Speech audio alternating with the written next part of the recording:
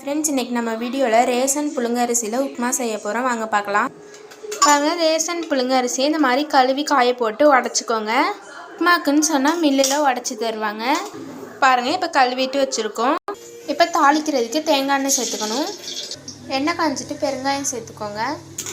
இப்போ கடுகு, உளுத்தம்பருப்பு, கடலைப்பருப்பு சேர்த்துருக்கோம். வெங்காயம் சேர்த்துக்கணும். இஞ்சி, கருவேப்பிலை, பச்சை மிளகாய் சேர்த்துக்கோங்க. இப்போ இதை நல்லா வதக்கிக்கோங்க. ஒரு தேங்காய் திருவி வச்சுருக்கோம், அதையும் இதில் சேர்த்து நல்லா வதக்கிக்கலாம். இப்போ உடச்சி வச்சுருக்க அரிசியும் அதில் சேர்த்துக்கலாம். இப்போ இதை நல்லா கலரி விட்டுக்கோங்க. இப்போ 1 கப்பு அரிசினா 2 கப்பு தண்ணி சேர்த்துக்கோங்க.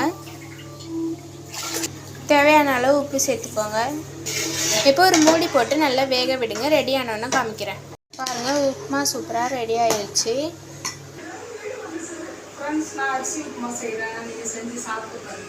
பாருங்கள், சூப்பராக புழுங்கல் அரிசி உப்புமா ரெடி ஆயிடுச்சு. இந்த மாதிரி நீங்களும் செஞ்சு சாப்பிட்டு பாருங்கள். இந்த உப்புமா ரொம்ப டேஸ்ட்டாக இருக்கும். இந்த மாதிரி நீங்களும் செஞ்சு சாப்பிட்டு பாருங்கள். இந்த வீடியோ பிடிச்சிருந்ததுன்னா மறக்காமல் லைக் பண்ணுங்கள், ஷேர் பண்ணுங்கள், சப்ஸ்கிரைப் பண்ணுங்கள். மறக்காமல் பக்கத்தில் உள்ள பெல் பட்டனை கிளிக் பண்ணிடுங்க. Bye guys.